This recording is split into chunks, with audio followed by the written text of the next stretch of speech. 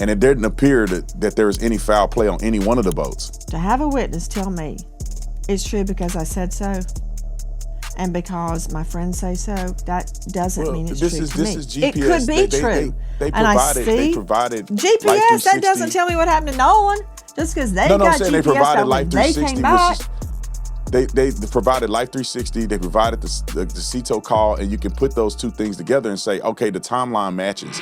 And if they left at 4:30, they were already gone. All three boats that came out were already gone when Nolan was last seen. Before we get back to the show, I want to tell you guys about Synergy. If you're tired of energy drinks that spike you up, make you jittery, and then crash you later, Synergy is built differently. Synergy Day gives you clean, steady energy and focus with natural caffeine from green tea. Synergy Night helps you wind down so that you can rest, you can wake up clean, not groggy. It's a simple day and night system made with natural ingredients, no sugar spikes, and no synthetic stimulant overload. Go to synergylife.com and try it for yourself. Better energy, better rest, better rhythm. A Nolan Wells phone evidence torpedo.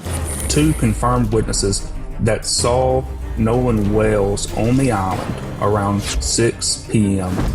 The Triton, as you said, left around 4:30. What witnesses? Where? Who, what, where, why, and when? Has an altercation witness emerged? A witness that claims she saw an altercation at Horn Island. Joining me is Brandon Tatum, former police officer, Tucson, now star of The Officer Tatum on YouTube, who famously has interviewed the acquaintances who all say they had nothing to do with it. Let's just put that out there. He's interviewed them extensively. I want to talk about not what you want to talk about, Brandon Tatum, which is they had nothing to do with this, because I met them and I believe them. So noted. Can we talk about a potential witness to an altercation? And she seems to suggest it was over Katie. Why? Don't know what the altercation was.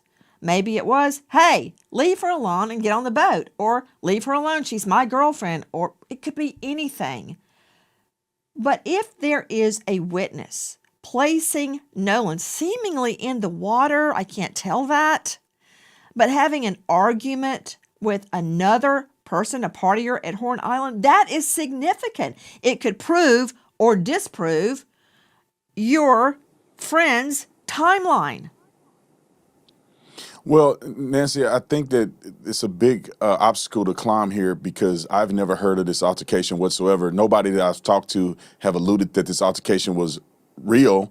And also Katie, whom I saw her text messages, she didn't even say this altercation occurred. What I will say is that if I was an investigator in this investigation, I want to hear that. I want to be able to compare that information to other things that we may have or other witness statements. But I don't think it's significant because it doesn't show if Nolan Wells was actually killed in that altercation. She's claiming that there was an altercation between him arguing with somebody else. There was a potential fight, but that doesn't get me to how did he drown? How did he get in the water? And how did he not recover and come home to his family? So I would take that into consideration. I would compare that to the other interviews that I've done, but I don't think it's significant whatsoever. However, I would be incredibly skeptical because there's no other statements that I've heard from anybody that comes even close to an altercation with Nolan Wells and others over a girl. Number one, he's dead shortly after an alleged altercation with another male. We think over a woman. See, in my world, I put together both circumstantial and direct evidence. Direct evidence would be, for instance, DNA or a fingerprint. Circumstantial evidence is the timing of the alleged altercation and his death. Right? Nancy, it's hard for me to believe that there's some kind of altercation on Horn Island just before he dies. And they were not connected. That's hard for me to believe that. Well, Nancy, she's not saying he lost the fight. She's not saying that he got beat up.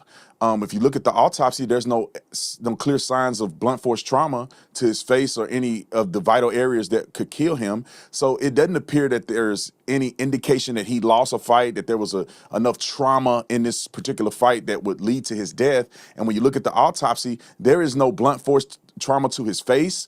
There is no lacerations or damages to the back of his head. This is redness that was underneath the skin. Oh, wait, are you looking at the screen? Because I'm looking at a big red mark on the back of his head. Yeah, but this is underneath the skin. This is not a big red gash that's in the back of his head, which would be consistent with blunt force trauma. This is something that occurred underneath the skin that could have been from pooling of blood after his death due to, Okay, I need to explain something. I'll let the experts talk about specifics, but it doesn't appear that okay, let's do there that. is any But I blunt want force everyone to trauma consistent. understand why Officer Tatum is here. Officer Tatum and Philip Dubé and others on our panel tonight are taking a particular side, right? It's called cross-examination, and it is similar to what happens in court.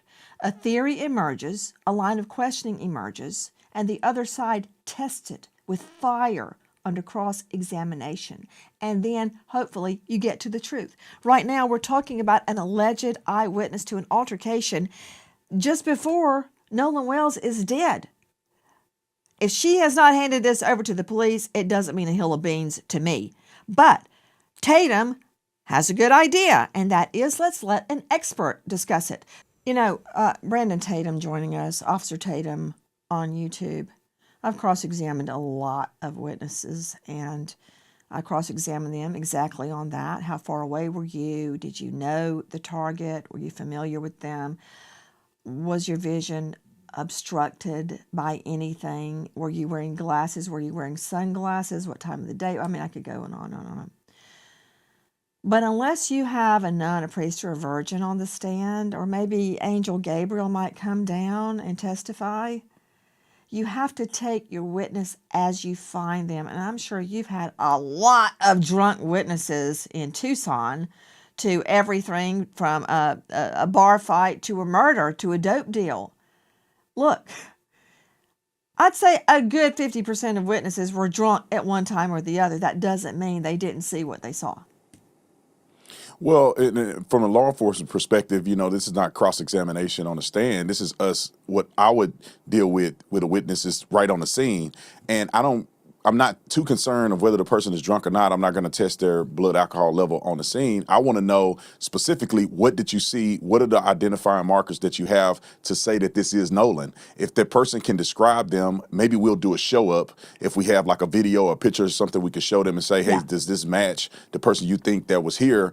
Then we'll have a good perspective. But there is a challenge here, because you do have to identify him. You can't just say it was a black man out there with curly hair and I think it was Nolan. You're going to have some clear identifying markers that this is Nolan, and then you have to identify the people he was fighting with and the girl.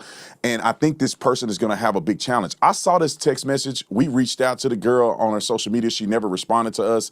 I don't know if she ever really sent it in to the police, but it is problematic, in my opinion, if she hasn't. If you're going to say somebody is going to spend time in jail, or you are alluding to the fact they've committed a crime, and the fact now that we know that Nolan did not survive being out there at Horn Island, and you never submitted that to law enforcement, there's a potential that's tampering with evidence. If you have evidence of a crime and you're withholding that from law enforcement, and you knowingly and intentionally are doing that, that could be very problematic for a person who claimed to be a witness. No. Morally, it's wrong.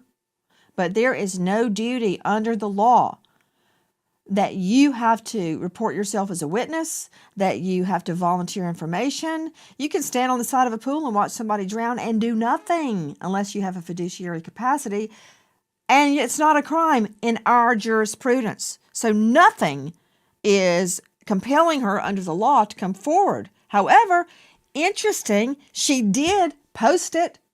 She did identify herself. She did say she was going to police, and that would be my first line of cross.